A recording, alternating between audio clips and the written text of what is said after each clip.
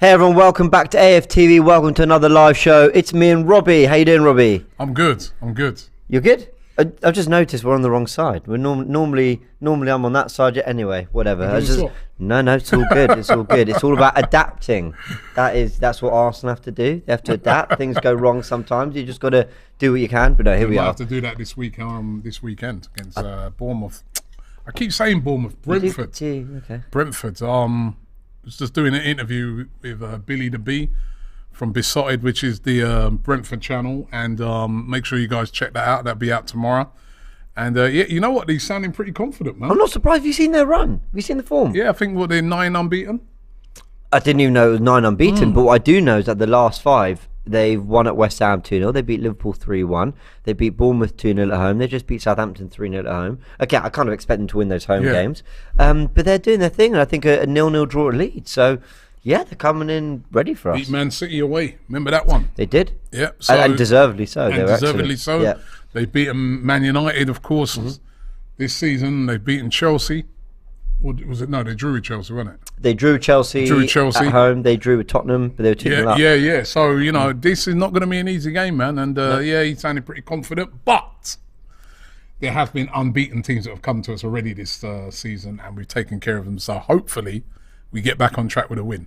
I'm hoping that the Emirates is just in full voice. I'm sure it will be. I'll send on the preview. You will see that as well come out, I believe, tomorrow. But, you know, Seth and I were just sort of exploring the fact that Arsenal, since they lost, they've weirdly had 2 psychological boosts in City losing and then United dropping points in midweek against Leeds. In a weird way, going into the game, you know, at home against Brentford, having not kicked a ball since Everton, we're probably feeling in a better position than we were, you know, straight after the aftermath of that Everton defeat. One step closer. Well, it is, yeah. As the games count down, you go one step closer. It was funny that Man United won last night, because I heard so many United fans before the game saying, well, you know what I mean? They weren't really saying when we beat Leeds. They weren't if we beat Leeds, sorry. There was more as, without sort of saying, yeah, when we beat Leeds, we're only going to be 2 points. I think they said, no, we'll be on level points with City. Something like that, yeah. And if City are in a title race, so are we. Yeah. And, you know, that's why you can't count your chickens, man, you know what I mean? Because that was quite a damaging draw. I mean, it could have been worse for them. And then it's also a lesson for us as well. That, you know, when the game comes at the weekend, we've got to take everything game by game, because this is a tough league, man. I think the reason why you're seeing, everyone keeps saying, oh, the league's, I heard a City fan say, oh, the league's weaker. Yeah. You can make a case and say the league is stronger, and this is why teams now are losing these games or dropping points against these teams. Because look at some of the teams in the league this year; they're good. Brentford are a good side. I think the league's Fulham. I think the league's strongest it's ever been. Yeah, personally, I really do. I mean, look at Leicester around 14th, 15th, but not long ago they were challenging for top 4, and they went to Emery's Villa, who were in good form, and slapped them up 4-2. Because they've still got Yuri Tielemans, James Maddison, Ndidi, you know, players of quality. All you got to do is drop off in a game. Drop off a little bit. That's what, you know, Leeds got that fast start last night. You know, United didn't really respond properly. 2-0 down. When they eventually woke up, they did what they probably should have done from the start of the game. But we found out to ourselves last week against Everton. You've got to be right up on top and ready for every game. No, you do. And that sort of power of the Premier League, is that why maybe this has re-emerged? I like that segue. Look at that. I know. Yeah, you know what? It is. I think, you know, this Super League thing now, when I heard that again today, I was like, not again. Not again. The Super League coming back. But yeah, I think you have got a point there in that, you know, look at the transfer window we just had, and look at the spending by the Premier League clubs in comparison to the rest of Europe. Chelsea spent more than all of the other countries in Europe put together. I think Southampton spent over £100 million, and they're bottom of the league. Bournemouth was splashing money. Bournemouth. Yeah, splashing cash out you wouldn't believe. So it just shows you the strength of the Premier League. then you look across Europe and look at the spending. It's almost like the rest of Europe are relying on the money they're going to get from the Premier League for buying their players to stay alive. Yeah. So it's no surprise really that, you know, we already knew that some of those clubs who missed out on the Super League, like Real Madrid, Barcelona, Juventus, they still want to do it. They are the driving force. Yeah, they still want to do it, and they're big clubs, so it's no surprise that it's coming back again. So let's remind everyone of what it was. Was it April, May of 2021? We saw the emergence and unveiling of the Super League. I remember it was 10 p.m. I was having a bath trying to relax after watching Arsenal, I think, drop points in the league again. What a shocker of a season we're having. And then my phone just goes off. James, got to go live and talk about this, the Super League. I thought, what? And there'd been murmurings of it sort of earlier in the day. But essentially what clubs announced, Arsenal, Man United, Chelsea, Liverpool, Tottenham, Man City, all in the Premier League, add Real Madrid, Barcelona to that, Juventus. I can't remember, AC Milan, I think we're in it, maybe Inter Milan. What all these big clubs did was come together and form a breakaway league in which there was no promotion and relegation. They would fight it out. They would keep the broadcast money, have control of the league in the way they wanted to control it. And the model was, well, look, we're the biggest clubs. You all want to see us play each other, so we're just going to do that every year. And, you know, we're all going to make our money and you're all going to have your fun, and it's a win-win. Now, it was met with ferocious opposition. I mean, I've never seen anything like it. The protests outside the Emirates, and I think that ultimately was I was going to say the straw that broke the camel's back. It was more like a big boulder. But the point is, you know, it was people hadn't been happy with Arsenal's form in the Kroenkes anyway, and that was sort of really what just went, that's it, you know, we're going to protest this. You had the Chelsea fans were unbelievable outside Stamford Bridge. You saw Petr Cech coming out to speak to the fans. It was, you know, supposedly the Kroenkes, the Glazers, a lot of the owners, Henry, is his name Henry? Yeah. John Henry? Yeah, John Henry. At Liverpool had to, you know, make a personal apology video. I'm sorry if I offended anybody. I'm sorry. We didn't, like, almost like trying to pretend like they didn't know what they was doing. You know what I mean? Yeah. And it was, and you know, even though they'd been planning it and plotting it for months and months and months. And Josh Kroenke was on a call with fans after that, and you know, they said that they felt that they couldn't live in a world where there was a Super League without Arsenal in it, blah blah blah, and you know, excuses were made and things were said. Now, I'm not going to talk on the whole Kroenkes thing. I'll tell you why, because actually I said in the preview, when you look at the wrap around the Emirates, you look at the funding they've given Mikel Arteta, you look at where the team is, some of the change they've made. I think we can be happy that the Kroenkes have really tried to turn things around since that day, and you know, I'm happy with the direction the club's going in. So I'm not going to go to the whole ownership thing and Arsenal and all that. On the Super League though, once all the clubs pulled out, which they did very, very quickly, we were, you know, there was the calls of Gary Neville, weren't there, you know, about you know, an independent regulator to ensure that certain things in football, you know, traditions would be maintained, and that there was a certain, which is coming in, by the way. Yeah, well, apparently that's been delayed slightly because of the Premier League and Man City and all that. So it's all very complex stuff. But the point is, the Super League is now back in a new format, and it's driven by Barcelona, Real Madrid, and Juventus, who have apparently formed a separate sports management company called A22.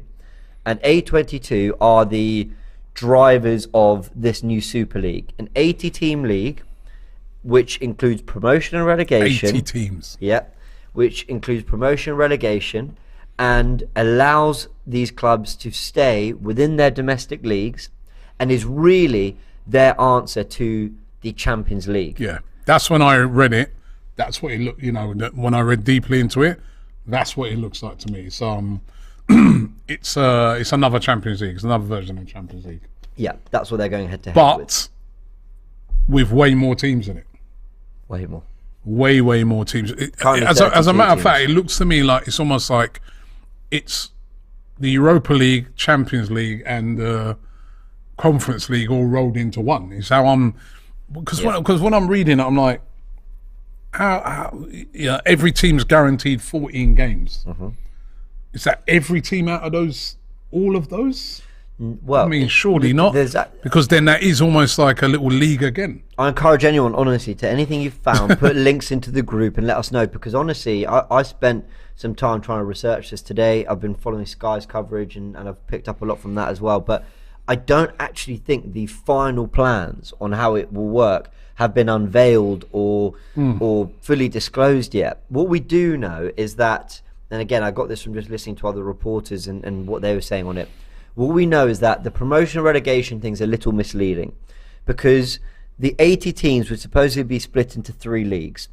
And in those 3 leagues, you'd have like the League One, like in the top, the Champions League version, a Europa League version, a Conference League version, in which the promotion and relegation, I think you're talking about 3 spaces coming in and out of that bottom division.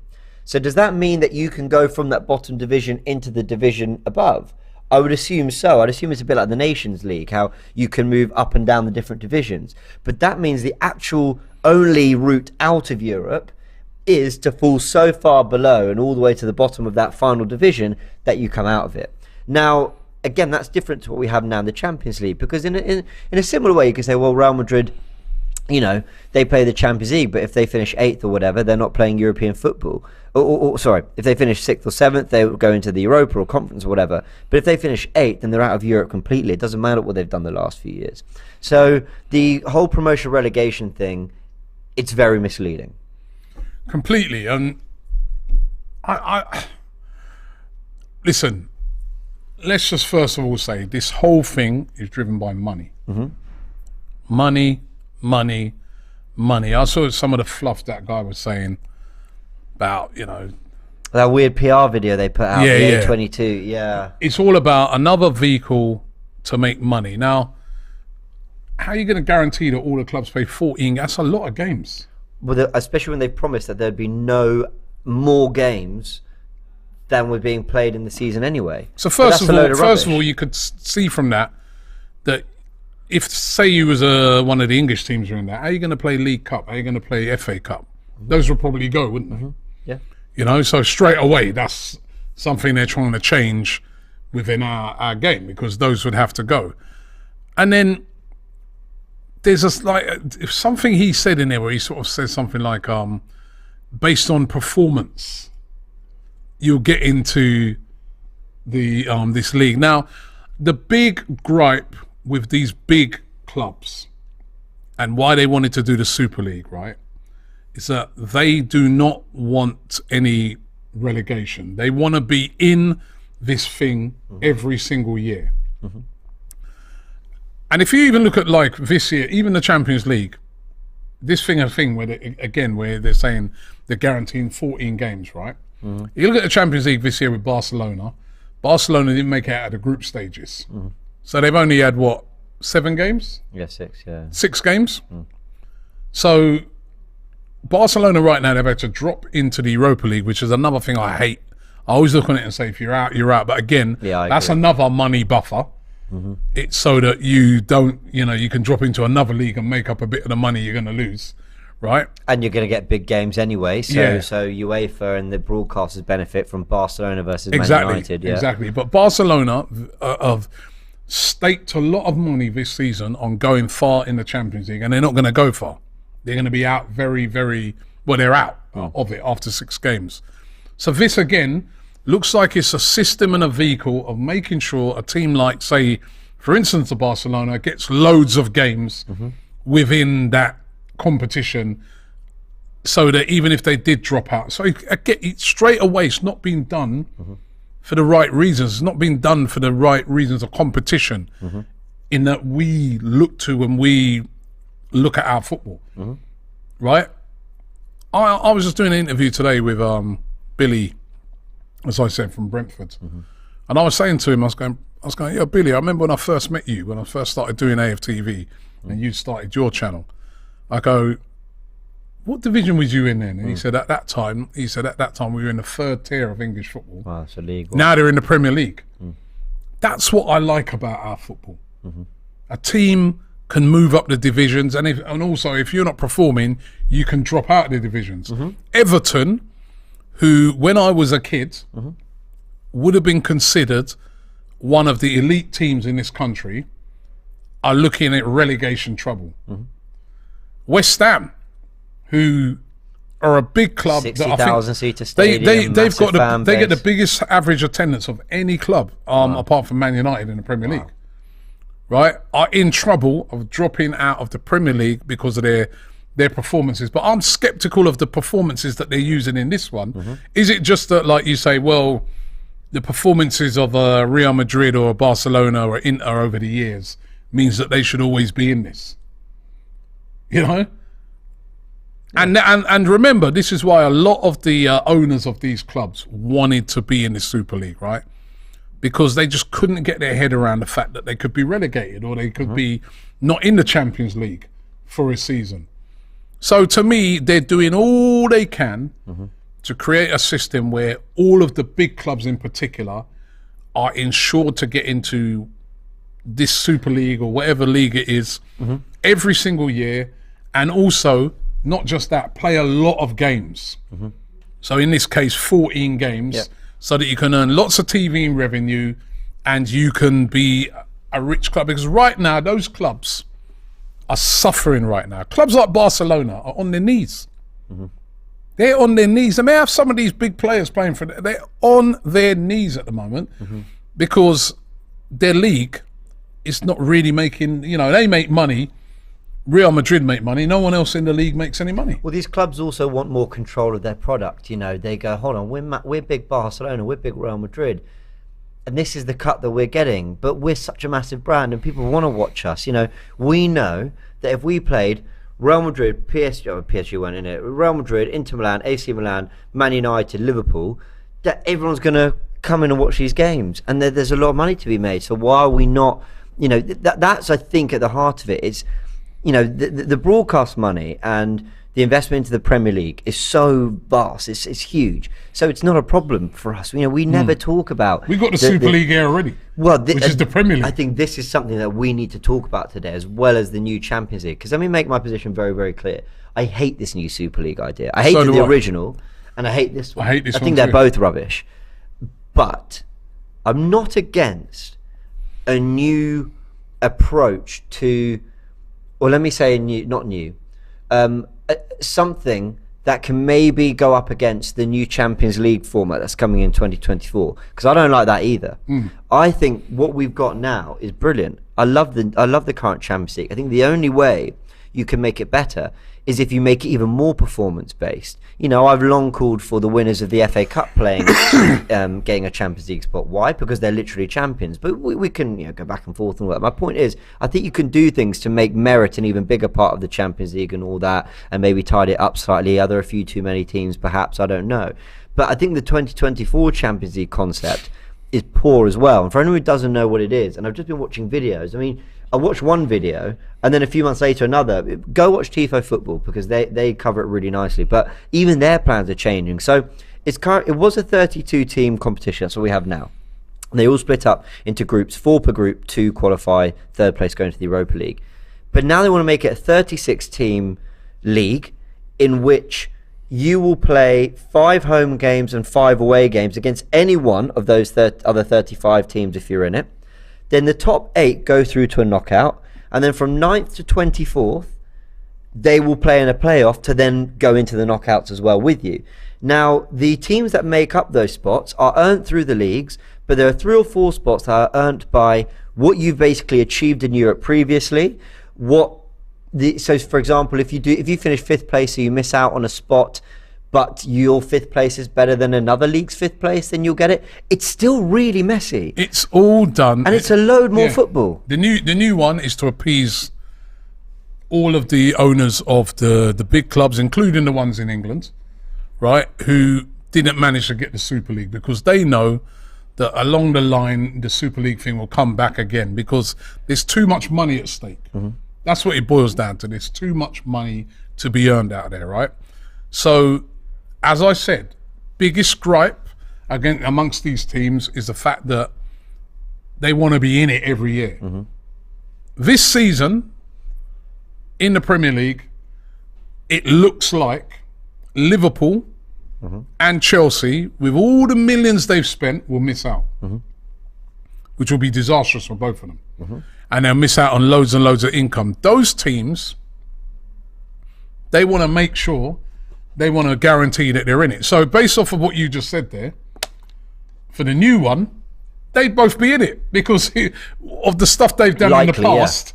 Of the stuff they've done in the past, Liverpool, winners of the Champions League, and Chelsea, been in it many seasons. They'd both be in it. Liverpool certainly would be. I think because so with Chelsea, they've won it twice. Oh yeah, Chelsea. Oh yeah. So they'd be in it. So yeah, coefficients. I'm not quite sure how it works. But something like that. They'd probably be in it. So it's creating. They're trying to create all these little sort of buffers and systems like that ensures that the big clubs are always in the competition. Why? 2 reasons. Number one, you look after those clubs, which they're the big clubs, and if you don't look after those clubs, they're going to keep talking about Super Leagues and things like that.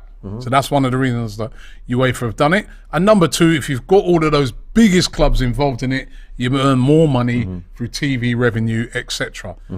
But where's the competition factor in it? And also, as you described there, even in that system, again, you're going to be playing loads of games. 5 at home, 5 away. They guarantee 10 games, no matter what. Whereas at the moment, as I said, you can do like Barcelona. They only got 6 games, and they're out of the limelight and into the Europa League. But where's the competition in that? Look, all of it is done not for the competition. It's done for revenue. Revenue for UEFA because they'll make loads of TV revenue, etc., and revenue for the clubs. And then these guys who are trying to do these alternate leagues, and sometimes it's some of the clubs and that, they want that revenue. They want to cut UEFA out of it and have the revenue for themselves. And it's all about greed.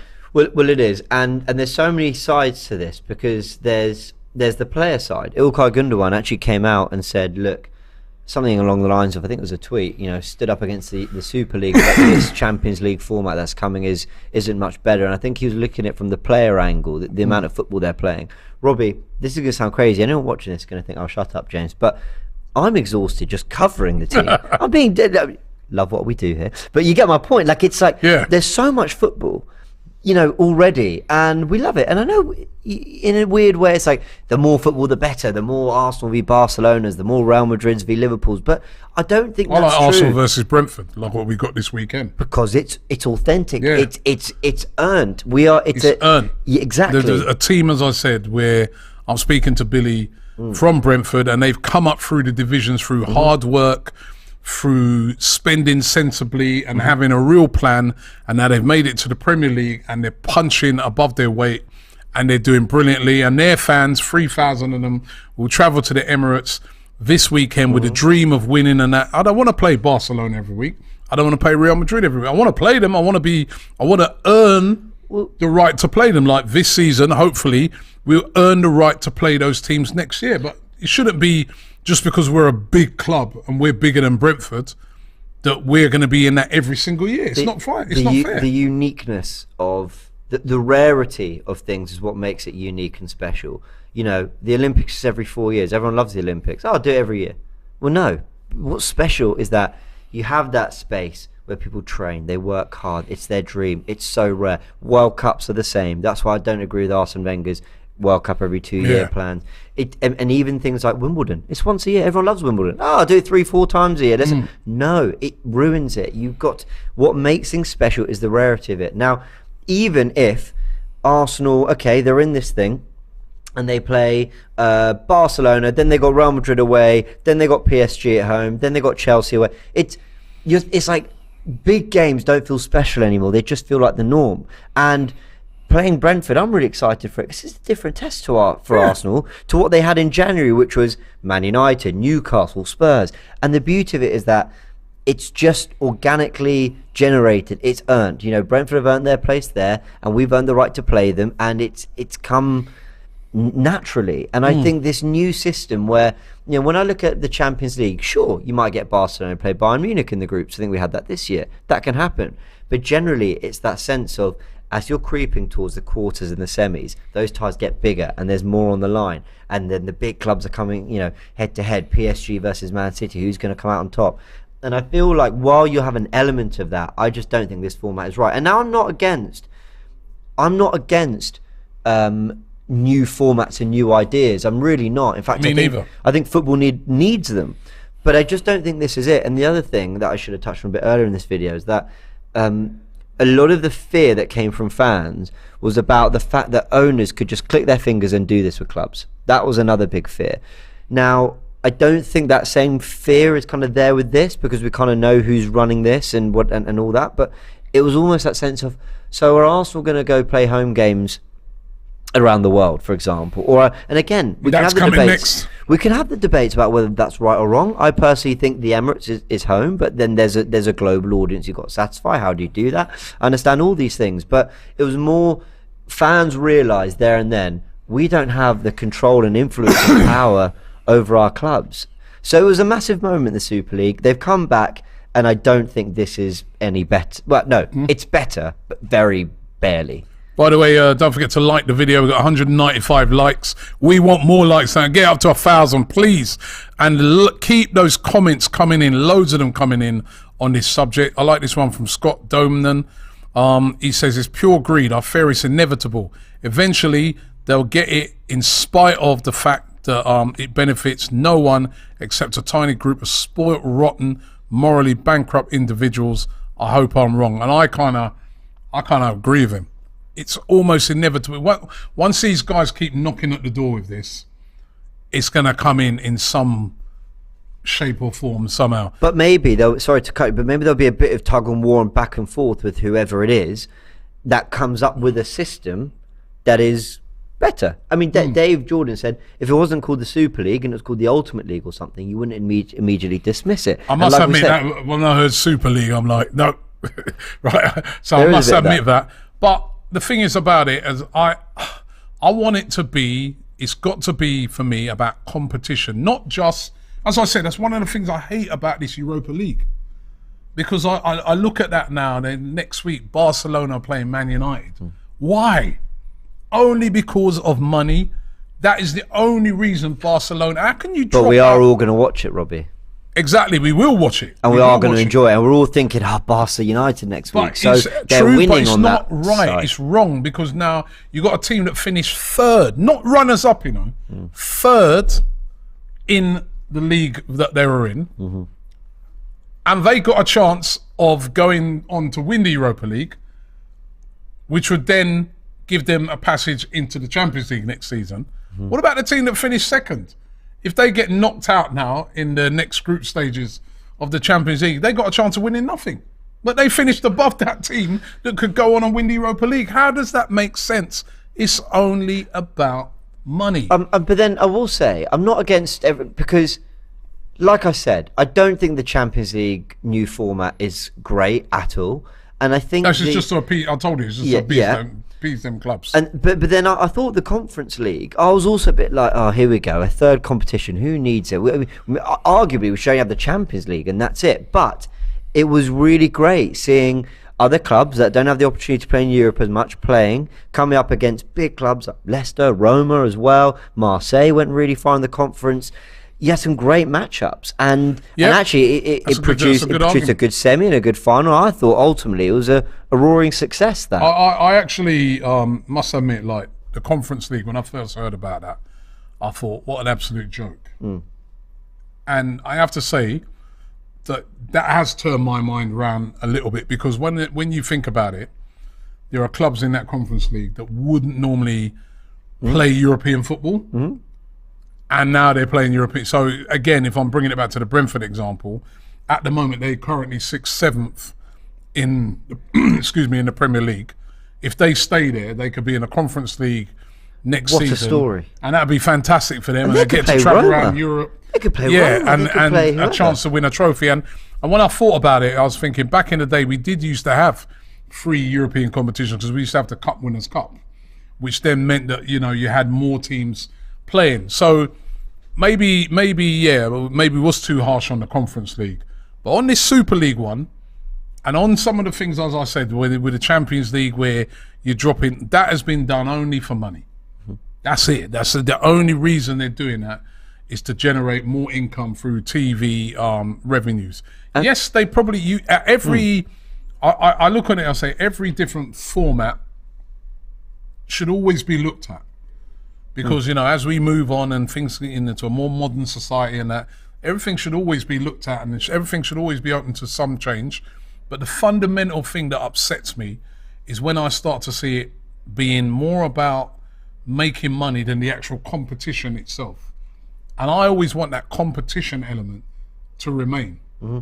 Yeah, I agree. You earn your place in the Champions League, or you earn your, for what that team has achieved because that season before. Let's be real. I mean, I'm a bit, I'm a lot older than you, James. But when I was a kid, the only teams that went into that time, it's called the European Cup. You had to win the league to go into it. Mm-hmm.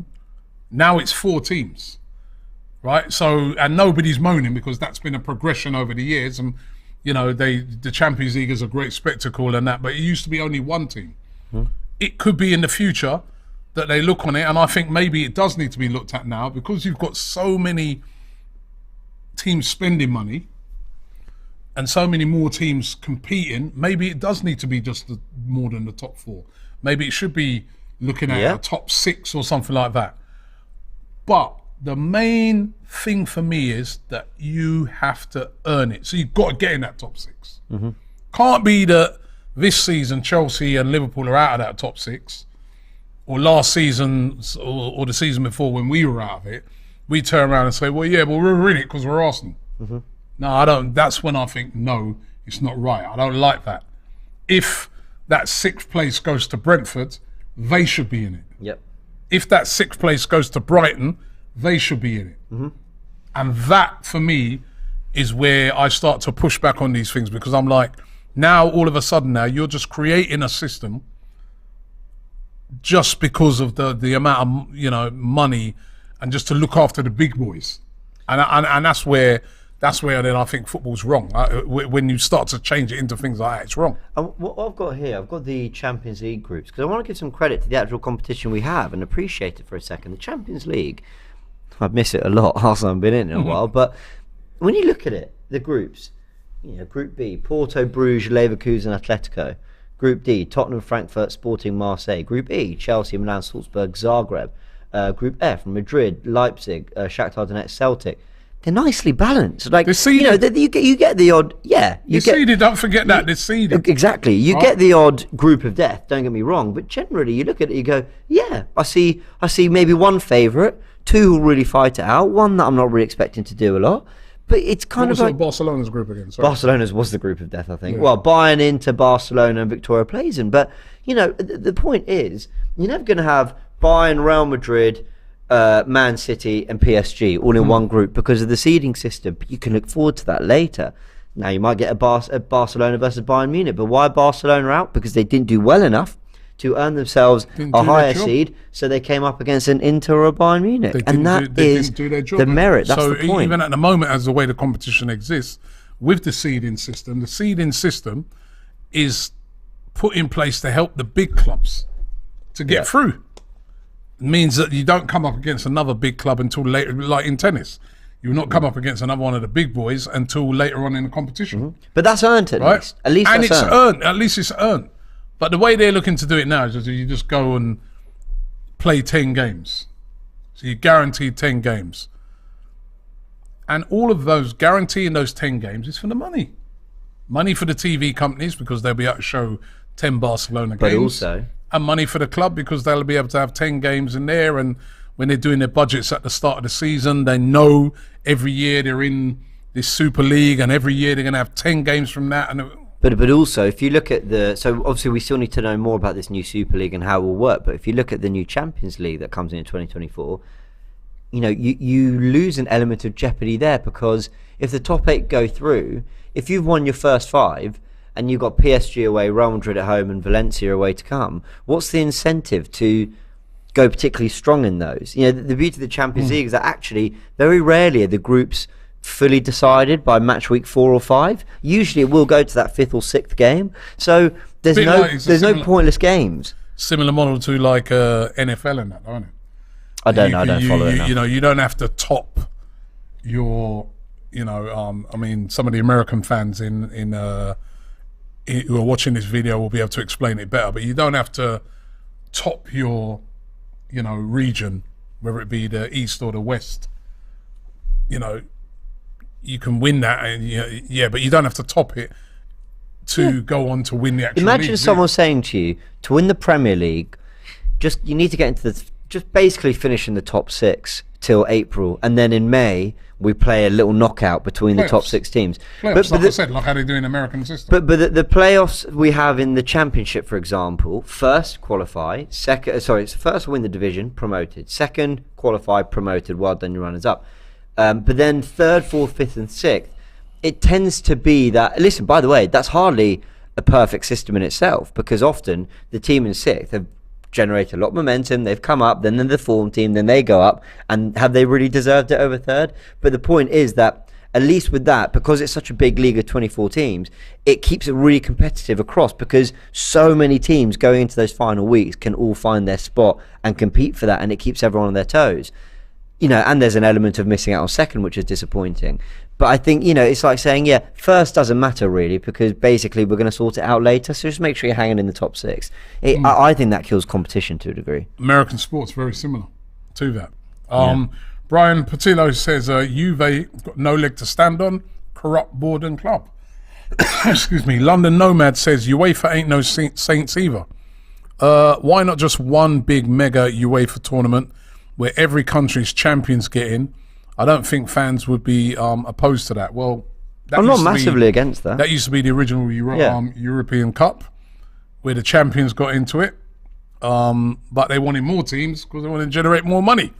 Rizwan Khan says... But that one worked, to be fair. The new Champions League has worked. Yeah. My dad sometimes says he misses the European. No, it's worked. I kind of like the fact that you get to see all the top teams. And as I said, I wouldn't be against them extending that out so there's more. I wouldn't be against that, because I do think you have to move with the times in the, but you've got to keep the element of competition about it. And that's why I don't like about these super leagues, where it's just like, guaranteed you're in. And again, by making it so big, it's again another guarantee that you're in. Sort of Pretty much. Are you going to be guaranteeing you're in, and we're guaranteeing you a load of games? Basically, will Arsenal... And Arsenal have had a really bad... It's so bad that we finished 8th and we missed out on Europa League football. We actually nearly missed out on it again, only we won the FA Cup that got us through it. So at least there's a degree of merit to that. Are Arsenal ever going to be the 80th, 79th or 78th worst team in Europe? No. So they're going to be they're going to be in every year. Rizwan Khan says, ribeye steak is delicious, but eat it every day and it will get boring. You need rice and peas, Brentford, and jerk chicken Everton to mix up on the menu. And I agree with that. And I like going to, even though we got beat last week, but I like travelling up to watch Everton. And as I said, Everton, once upon a time, were like one of the elite clubs in this country, right? Now they've dropped. They need to earn themselves back up there. That's why they've been spending so much money over the years to try and get back up there, right? But I just don't like the way we're trying to manufacture these things at the moment to get more teams in to make more money. I listen, it's kind of inevitable in a way because money runs things, but it should not be at the detriment of competition. And that's what I feel is happening here. Best in the World 13 times says Sheriff beating Madrid Giants last season. Remember that? Special. Would we get those games if we have this new system? Probably not. Probably some sort of seeded system, where these teams probably wouldn't get. I don't think Sheriff would even meet Real Madrid. Yeah, they wouldn't. It'd take a colossal effort. Drew, who says, had Wenger spoke about this, I'd really value his opinion on it. Said some good things, Wenger, but what I didn't like when Arsene Wenger said about the World Cup every 2 years. Yep, disagreed with that. Again, massively. You know what I mean? Why the World Cup every 2 years? Money. I was like a bit disappointed with Arsene Wenger when he said that, because I was like, there was some interesting points made. Have they kind of got into you a bit now that you're working for FIFA to be suggesting every 2 years?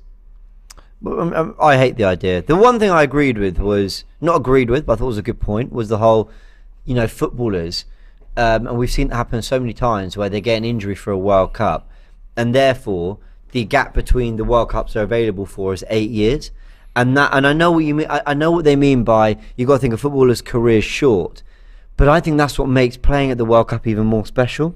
That I'm lucky to be here. Not just I've earned it because I'm a brilliant footballer, sure, but also that I've kept fit, that I'm one of the best to represent my country, and that there's no one else. You know, there is a degree of luck, and I think we shouldn't shy away from that. If we win the Premier League this season, Robbie, as much as Arsenal will have earned it, there's a bit of luck in there.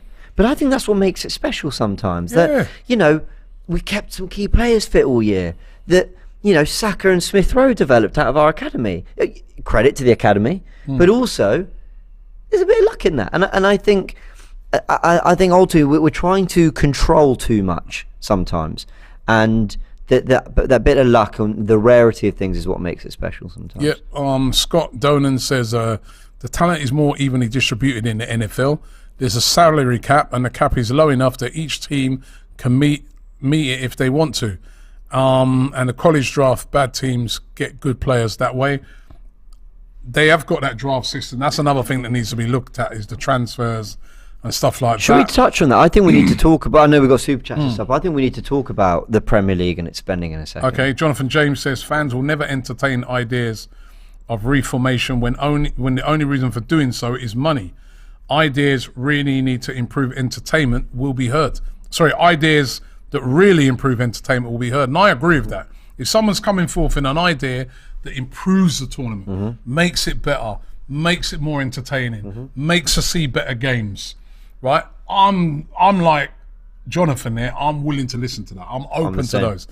But when I see it, and listen, and those ideas can also generate more money and revenues for everyone, fair enough, cool.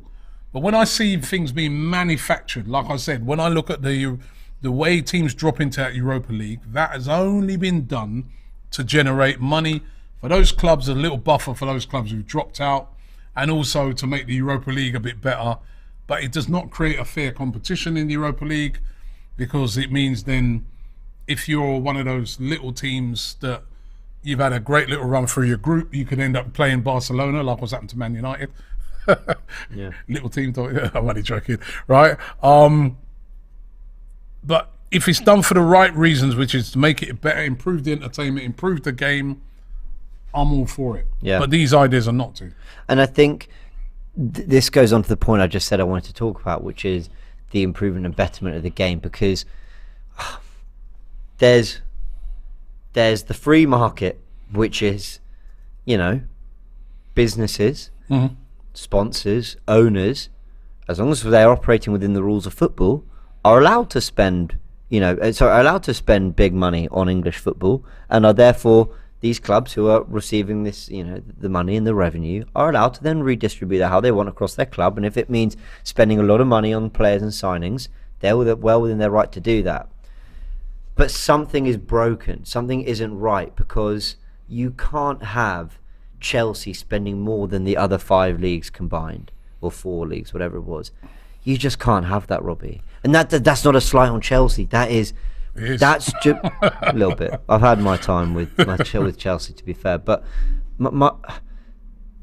if you want genuinely competitive football across Europe, and look, there's always trends. I don't know about the spending, but we were just talking to Nico, who's on DR Sports, Barcelona fan, was saying, in the 90s it was Italian football that everyone loved and watched, and in the 2000s it was La Liga, and you look at then the Real Madrid Barcelona rivalry in the Ronaldo Messi days, and now all eyes are on the Premier League, because the Premier League's been an unreal product for a good 20 years now, if not more, if not longer. But something isn't right about the spending and the distribution of cash and the power that Premier League clubs have. It's getting to a point where Nico was just saying Brighton would get Champions League football in Spain, and that doesn't feel right. Now, I know there's other leagues around the world that might go, yeah, okay, but that's been the case of our league for ages, and I understand that, but it's more, Barcelona and Real Madrid as a brand have spent a lot of money over the years, don't get me wrong, but it's the fact that Chelsea and the Premier League is blowing away these leagues, that something isn't right. And I don't know the answers, I don't know the solution. If anyone's got comments, I'm just trying to find let me know any suggestions, and I include Arsenal in that. But the Premier League is not in a position to lecture that much with the amount of spending and the amount of just sort of reckless, we'll throw money, because it distorts the market. It makes it incredibly difficult for other clubs. We've got our own Super League right here. which is the Premier League, right? It's two ways to argue this, really, right? You can look on it and you can say, well, the Premier League, the way in which they run it, the way in which it was set up, it gives every club a chance to make money. Mm-hmm.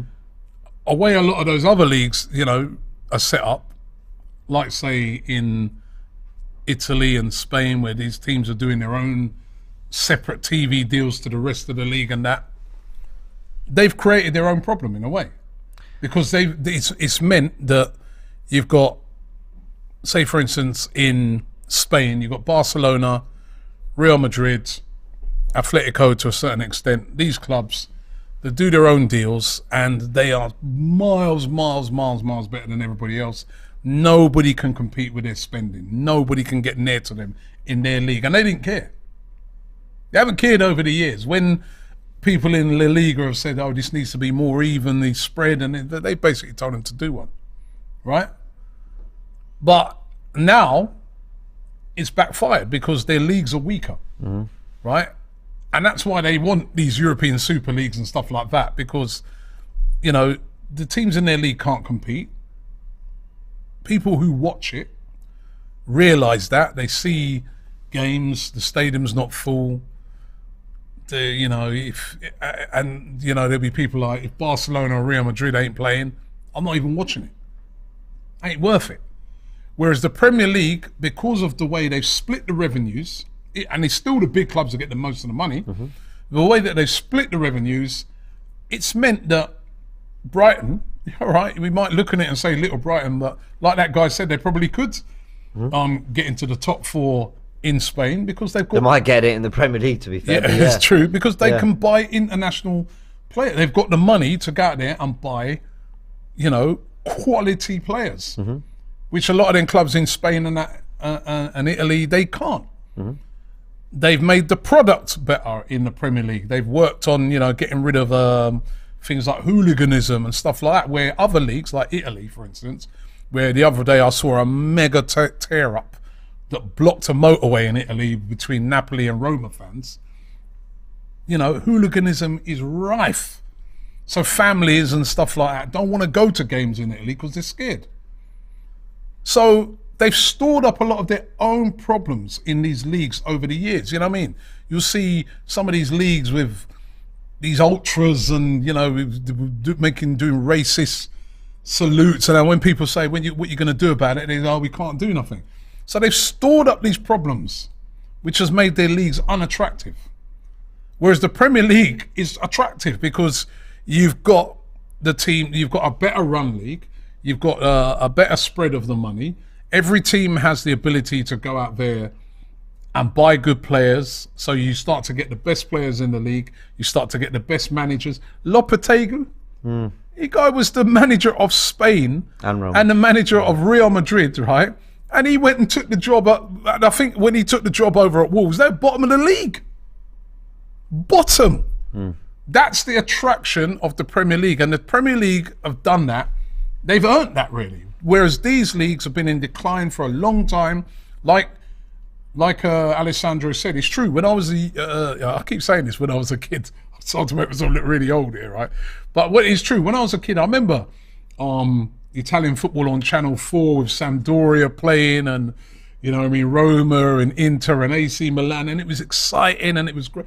But they made it fall off.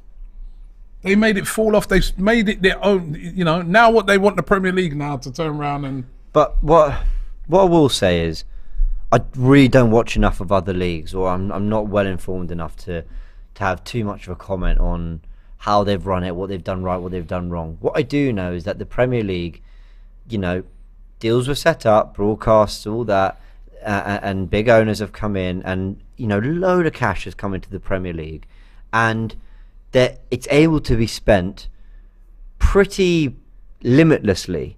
I mean, FFP doesn't do a lot. I know we've got the Man City stuff and financial breaches here and there. That investigation could take 4 years.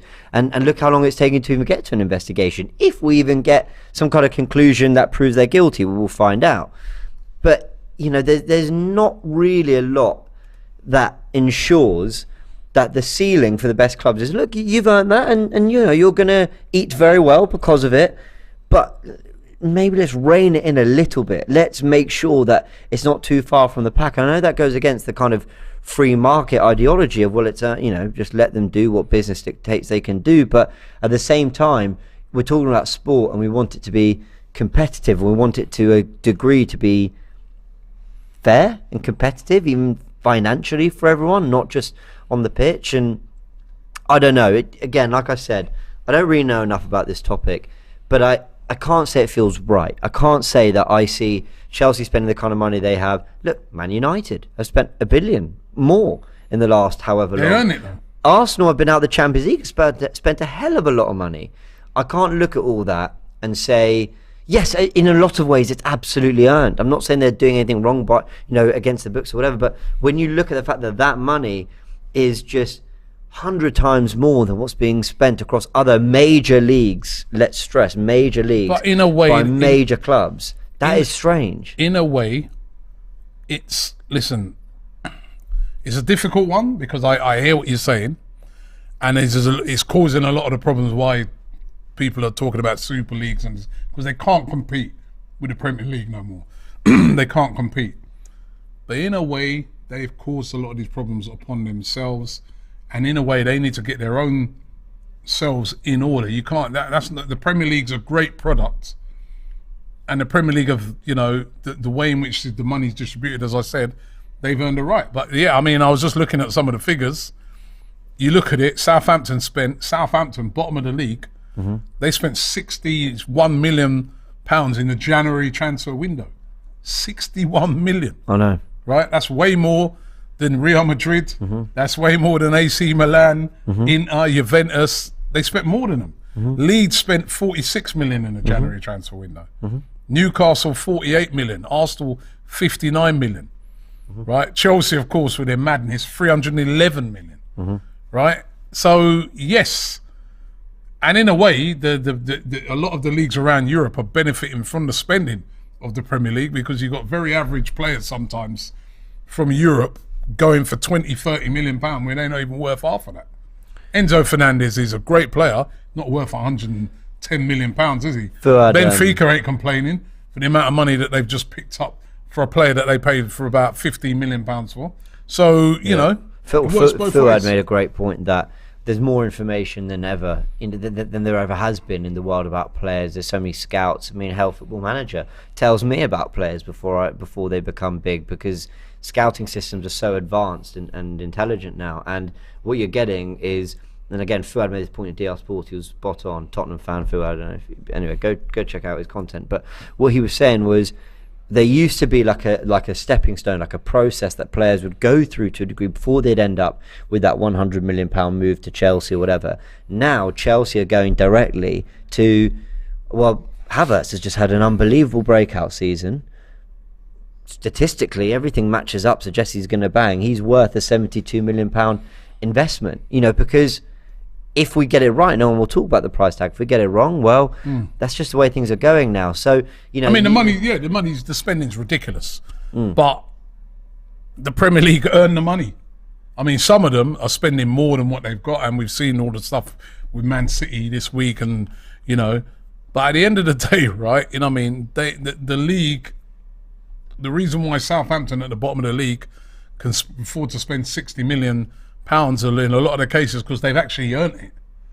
And whereas, you know, because of the fairer distribution of the TV revenue, that is where the money comes from, right, in the league. Whereas in a lot of them other leagues, as I said, in Spain, Rio Valladolid, or that, they can't spend that because they get measly amounts of money off of the TV rights. It was all hogged by Real Madrid, Barcelona, Atletico, you know.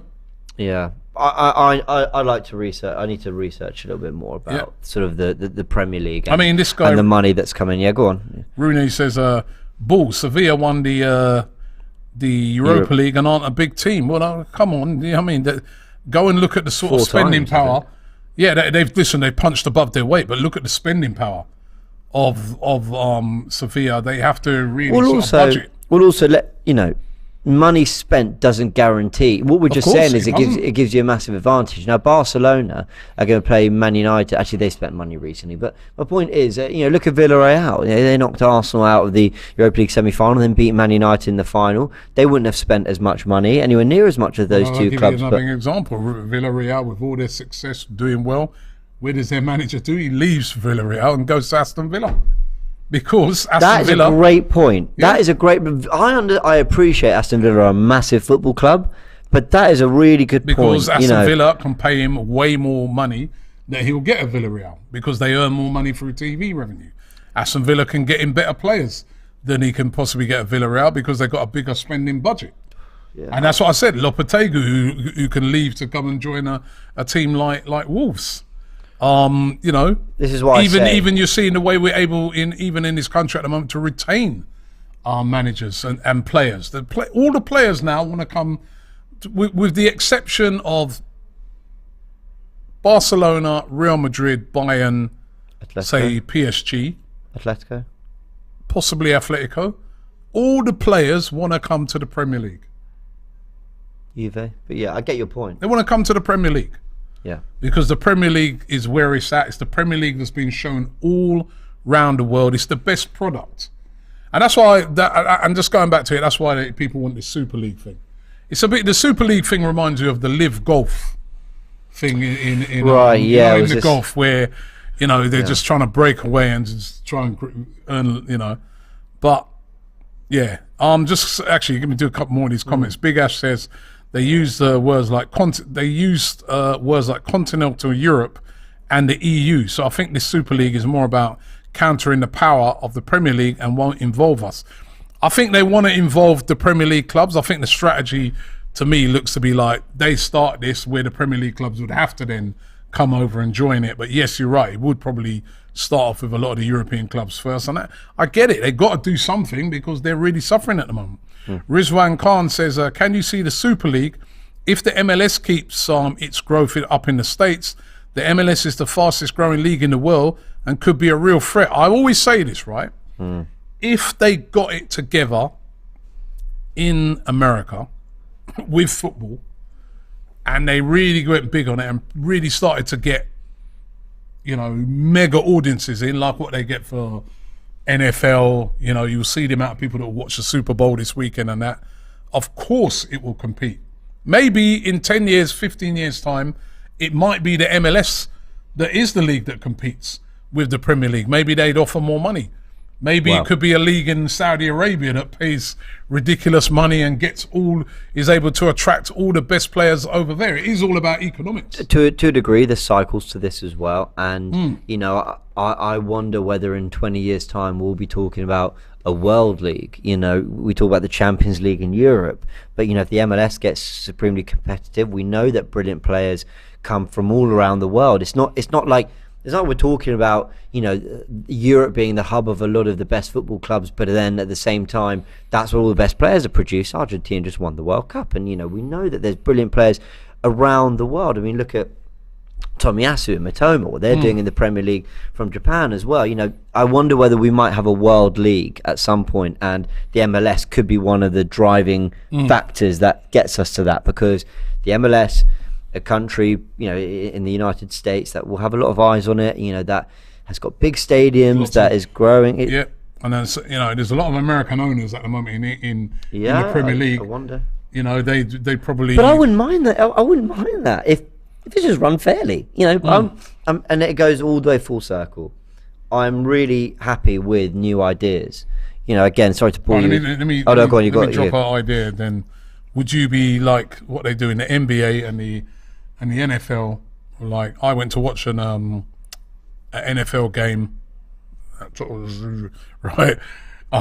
Where I was invited. I was invited to that.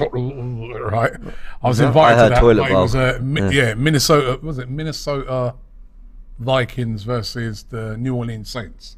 And it was really good, by the way. And that wasn't a friendly. That was a league game, right? Would you be up for? And while some people out there as well, you guys are watching.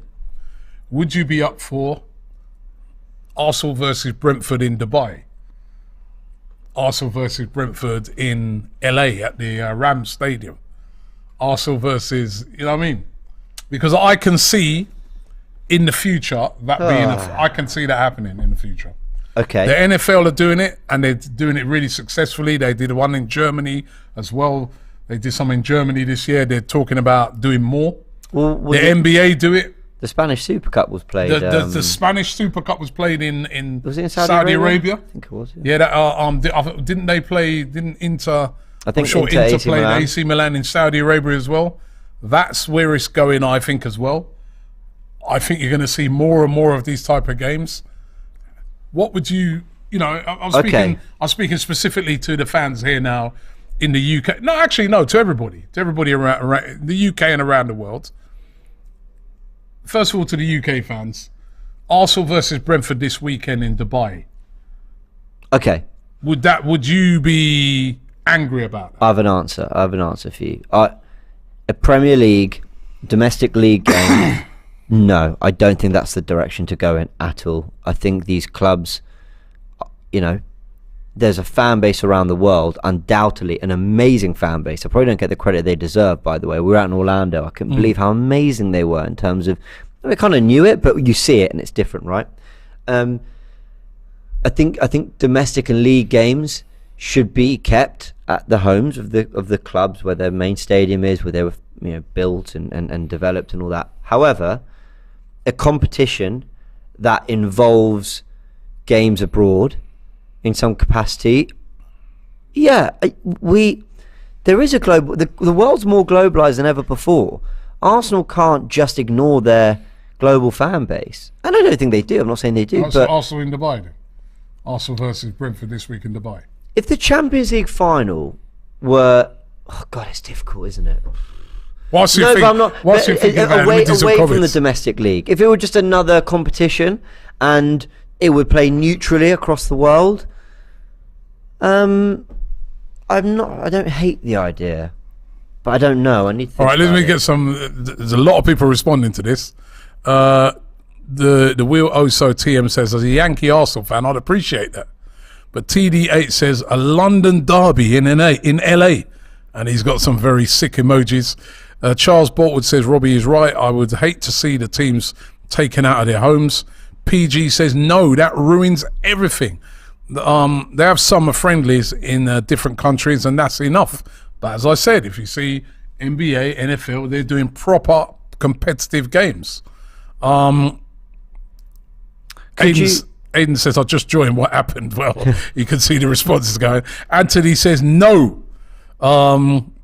That would be gross, says Kimmy.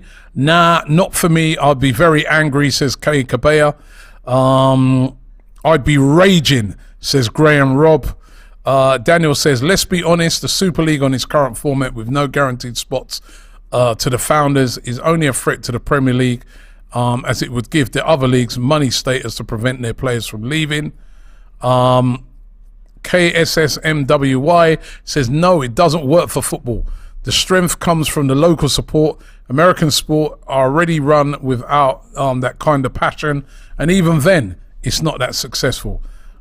So I'd say on the whole, people are not feeling it. You know, in Spain with the Super Cup, I think what they did, it used to be the winner of the league plays the winner of the cup, and they do that start of the season. What it's now become is, I believe, a mini tournament where I think third and fourth also qualify or something, or however they do it. So it will be the 4 teams that go to, I think, Saudi Arabia or wherever it's being hosted, and they'll play a semi-final and a final abroad, and then the winner. Now, where I see some merit to that is they've added more weight to the Super Cup, you could argue, because there's more football to be played, because more teams can win it. And it's a competition that would have just been the first game at the start of a season or whatever, but now it's given some weight and it's taken around the world, and it's enjoyed. There's something to that. All right. What about this one? Cal Deepan says Carabao and FA Cups are boring. Move them abroad. All right. And Kingara says a Carabao Cup final in other countries, maybe. What about this then? The League Cup. Forget the FA Cup. I think if you ever attempted to take the FA Cup and put that in another cup, I mean, what was the game the other day? Wrexham Sheffield United. United, or say Wrexham had won that game and were visiting Tottenham in the next round, and that was in LA. There would be a meltdown in this country. That could never happen. But what about the League Cup? What if the League Cup was played? You say you played the later rounds in LA, Dubai. One was in Australia. What would you? I think it would destroy the League Cup, because already it doesn't really get the respect that a cup competition should. But would it put more eyes on the League Cup? No. The fact that it's been played. No, I don't think it would. I think you'd have Arteta going, no chance. I'm taking Partey, Odegaard, and Gabby Jesus to LA. What if there's a big money? That's another thing. We've got to think about the player side of this, right? There's so much football being played. Wednesday, Saturday, Tuesday, Sunday, back and forth. You know, where's the time to even? It'd have to be mini tournaments. It'd have to be like a community shield. What if then taken abroad for 2 weeks? Going back to the League Cup again? So the League Cup, right? They make the prize money mega. I don't care what you say about what Arteta's saying and that. This changes a lot of minds, right? More than say finishing 6th in the Premier League. More than finishing 6th in the Premier League, there's a huge prize money. Just give him a Champions League spot. Maybe a Champions League spot. Huge prize money and a Champions League spot put on winning the League Cup. And then in the later rounds, they're going to be played in Dubai, America, maybe Saudi would probably afford it, Qatar, Australia. I think I could see something like that happening. I could see, especially if the way that competition at the moment is starting to go down. I think I'm trying to think of an actual realistic way in which this could happen. You could do a Spanish and Italian Super League, a Super Cup equivalent in abroad with 4 teams, mini competition, something like that. You could do a top 8 in the Premier League. So instead of having a Carabao Cup, you could make a competition for the Championship and below, or something else. But maybe the top 8 in the Premier League go off for 2 weeks, and they do a quarters, semi, and final for the honours of a 4th Carabao Cup win, and they're away for 2 weeks. And you set up a Premier League camp and a Premier League campus with. It's getting very complicated. No. I mean, it's just basically saying, forget the Carabao Cup. If you want a 4th competition, a 3rd domestic one, let's just take the 8 best teams and let them go battle out. Then there'd be interest on it. Then you could take it abroad. Then you could do it quite quickly. I think the idea of just shooting off here, there, and everywhere for this 5th round of the Carabao Cup, I just don't think that would ever work. You'd have to do it in mini tournament style, I think. I can see a live style competition coming where Saudi or one of these countries put up a load of money and do a little mini tournament like that. Or buy a final. They might bring in the Carabao Cup final to wherever. And as we know, it's all about the money. All right, let me run through some of these other super chats. I can't believe that the time's flown past. I know. Rizwan says, can you see the Super League if the MLS keeps... Oh, I've already done that one. Rizwan said another super chat. He said, I'd sell my organs to see Arsenal play in Canada. So that's definitely a vote for me. Fans want to see their clubs as well, around the world. Jonathan James says, Robbie, remember, mate, NFL teams move cities. Think about that. Imagine Everton moving out of Liverpool. Nah. NFL games abroad is totally different. That's a great point, actually. Julian Ness says, Fiorentina had no interest in any of this when Madrid and Barca were getting all the TV money. It's just our turn now, and they don't like it. And sorry, I said Fiorentina. He meant Florentino. He's on Florentino Perez there. I just noticed that. He's right. When they were getting paid, it's not the Premier League's fault that is so successful. And as I said earlier, there's a lot of factors. Number 1, Premier League's well run. Number 2, they generate lots of TV revenue for the deals they've done, and they share it around. Number 3, there's less trouble at the games than there are in Europe, so people feel safer to go to football, families, etc. Women feel safer to go to games than they would, say, to a game in Italy where there's guys, fighting every week. These are all factors that have helped the growth of the Premier League, and now they're reaping the rewards. And some of those leagues around Europe need to look into themselves. Yeah, the Premier League's not squeaky clean. Nor are the fans. It's miles away from being squeaky clean. Yeah. But on the whole, would you say that you feel pretty safe going to watch a game at the Emirates? Yeah, I do. Right. Abroad, I'll be honest. I've been try going Napoli. When I went to Napoli, when Arsenal played Napoli, and they're saying the only way you can go to the game is you've got to meet the buses down at the port, so that they can bus you in. And then when you're being bussed in on these horrible buses now, and you get near to the ground, there's hundreds of fans dressed in black balaclavas and that going like this to you, right? That if you'd ever have walked to that game, you probably wouldn't have made it. This is why, you know what I mean? This is why sometimes their thing is not as successful as it should be. A fan from abroad will come to this country and feel like they can come to the Emirates and go to a game. I just think the stadiums are better here. I mean, it's just everything about it, the infrastructure. There's no doubt that the Premier League is an amazing product. The clubs that are in it are largely phenomenal. Yeah, absolutely. But remember, can I give you? Sorry to cut you, James. Sorry about that. Remember, when our football was in the dark ages, that was when the Italian football and that was really doing it. Our football was in the dark ages because you know what? The TV revenue was rubbish and the product wasn't around the world, right? You had incidents like Hillsborough where fans were getting crushed. You went to games and, you know, I used to go to football games and you stood on terraces behind fences where people were getting crushed. You know what I mean? There was racism was rife at football. You know what I mean? Nobody didn't even want to show football on TV because of the mess that it was in. And they have worked and they've turned that product around and now they're reaping the rewards of it. Maybe that's what they need to look at more in Italy and Spain and stuff like that. How do we make our product better rather than just trying to, those rich clubs there, the big clubs who are now suffering and seeing the amount of money the Premier League making and thinking, oh, let's do a Super League. But can I give you a, it's a really terrible analogy. I know it is, but I'm going to try it anyway. If you go to your local Tesco's or whatever, and that's where you do your shopping, and then 20 incredibly rich people who have all earned their money fairly, or maybe not, I don't know, but the point is they're all very rich and they've worked hard and all that, and they come in and they buy everything in the store and they leave, you know, and you're there like, they've got every right to do that. It's their money, buy what you want.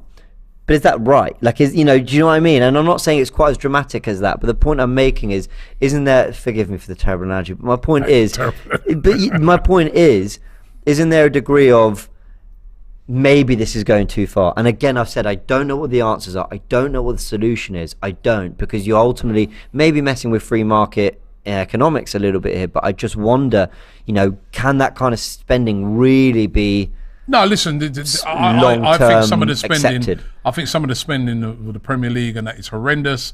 I think too many teams spend you got teams literally spending all their revenue on players and things like that. That's ridiculous. But what I'm saying is, as a product, this happened overnight. They've worked on this. If you look and you read what like people like David Dean, the guys who were the early starters of the Premier League, and your John Smiths and people like that. You read what they did and where football was, the absolute mess it was in, and what they did to turn it around, and the way in which they've built that product now, that people feel like they want to go to games and people want to watch it on TV because it's such a good product and all the stadiums are packed. Maybe some of those leagues in Europe need to take a look at that. Do you want to go to watch a game as, where, they're having to let off tear gas to keep the crowd in order, and there's a lot of factors that sometimes some of them leagues pay no attention to. And a more even spread of the money would have meant that in La Liga, you will have better quality players at some of those lower teams. But the greed of Real Madrid, Barcelona, and you in other leagues like Juventus in particular, look at the stuff that they've been done for. They're kind of getting what they deserve right now. Angel M says that we're being biased because we're from the UK. I think we've tried to explore the other side. I think we have. I don't think we're being biased. I think this is the fact of the matter, is that those leagues at the moment, a lot of them are in a state. OK Fire says that is a terrible analogy. Tesco would never let that happen and sacrifice their brand. I get it. You get my point. The point I'm saying is, anyway, you get my Geraldino says, I think the wealth inequality in the UK in general is worse than in Europe, has contributed and will make it really hard to deal with the Premier League dominance. Max says, each team plays one game out of the country to the USA, Africa or Asia. 1 out of 38 wouldn't kill anyone. And from Orlando, Florida, USA has some great stadiums. That's one thing that I think is going to cause a lot of controversy in the future. Because I do think there's going to be more and more of a push to get games played abroad. Steve Stewart says, big up AFTV Premier, the best, thank you very much. It's such a, this one here, Martin, I was going to read that, it just flew past me, sorry. Well, Ming says Robbie spitting straight facts, so he agrees with you. It's complex. I just feel that you say it's complex, but is it? These countries, and listen, I think so, because then you're exploring where the money's come from in the UK. I haven't read up on all of it, but I think there's a lot of, I don't know. No, but I'm just saying, I'm not on about individual clubs, because we've got a lot of basket cases here, and we've got a lot of mess that's here and that needs sorting out, as we've seen even this week with the whole thing around Man City, etc. And what's a fit and proper what's a fit and proper owner, etc., etc.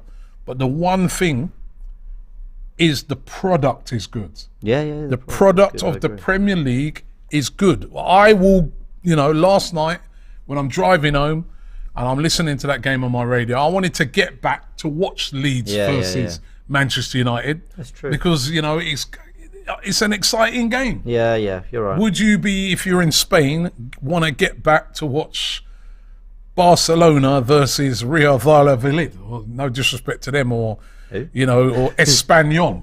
Would you? You may not. You know what I mean? Because it's Derby, isn't it, Espanyol? Because that those teams as well, they're just so far off Barcelona. They just don't have the quality players because they can't compete. I get you. Because there's no. Whereas Leeds, even though they can't compete with Man United, they can still go and have, that. Well, they clearly can compete, by the way. Well, yeah, and then they can go and buy international players. That Nonto, who scored the first goal, is an Italian international, bought from their league because of the spending power of Leeds. Weston McKennie, bought from Juventus. It's Leeds United who are down at the bottom of the league. They can afford to buy these players, but the Premier League has earned the right by running their league properly, by running the league and building a great product for TV. And I think some of these leagues across Europe need to look into themselves and say, are we doing enough? Well, we'll find out. I'm sure this isn't the last we've heard of it at all. These were the new proposals from A22, the group that are representing Barcelona, Real Madrid, Juventus, but mainly, set up by those three clubs, but mainly representing and championing and pushing the plans for a new Super League. We obviously remember the first round of Super League, plans were completely scrapped because of the fans' revolt, because of the media and everyone coming out and saying absolutely not. And this is their second attempt with supposedly 80 teams in the league. Apparently a little bit of promotion relegation. They'll go watch the beginning of the video where we sort of explored why that's not really true. And supposedly a broader sort of system that's going to be fairer, but again, that's all very questionable. And there's a whole Champions League format that comes in 2024, which I don't agree with either. I think has a lot of the same issues. And then of course the Premier League, as we've just discussed, how perfect is that really in its model when we're talking about the landscape of European football? So there's a lot to this. We've done a much longer show than we normally would, but I think rightly so, because there is so much to unpack here. You're all very opinionated in the comments, and I love that's how it should be, because these aren't, these are sensitive subjects. They are very, we talk about the future of football. They're very intense. Everyone has their ideas and their plans, and then it's also understanding the motivation behind it. Is it about money, or is it about improving the game? Who benefits from this? Who doesn't? And we want to make sure that it's the game that benefits, not the people trying to run it, who make a lot of money and are trying to make a little bit more. So a lot to it. If you've only joined very recently to the live, go watch the rest of it, because we did have had a really good chat around it. But also I really encourage everyone, go watch videos that really explain this in good detail, places like TIFO as well, that will really explain and get a good understanding of this, because I myself even will need to go and watch a lot more of this. I still think there's a lot we don't understand, there's a lot more we'll find out, and we will cover it here on AFTV and look at the Arsenal angle as always. All right, Robbie, big pleasure having you here. Just a couple of super chats are coming in. Yeah, go for it. Also, top scouting from bottom team, says Brian Portillo, and Black Gemini says, let the Super League start, just to let it fail before 10 games. Once it starts, it started. Don't get me wrong. It's true. Big thanks to everyone who's joined us. Hit the like button if you haven't yet, and you did enjoy this video. Do let us know. Honestly, we really appreciate it. Get in the comment section as well. We'll be interacting with you guys in the comment section and getting your thoughts, maybe responding to a few ideas and all that. So let us know what you make of it. Check out all the content that's coming out tomorrow on AFTV. Forever Arsenal podcast is out tonight at 8 p.m. video form. But if you like the podcast, it's out already. It comes out early. Get that notification bell and you will know exactly when it's out. It's been out since midday. So all right, we'll leave it there. Enjoy your Thursday evening. Brentford on Saturday. We can't wait.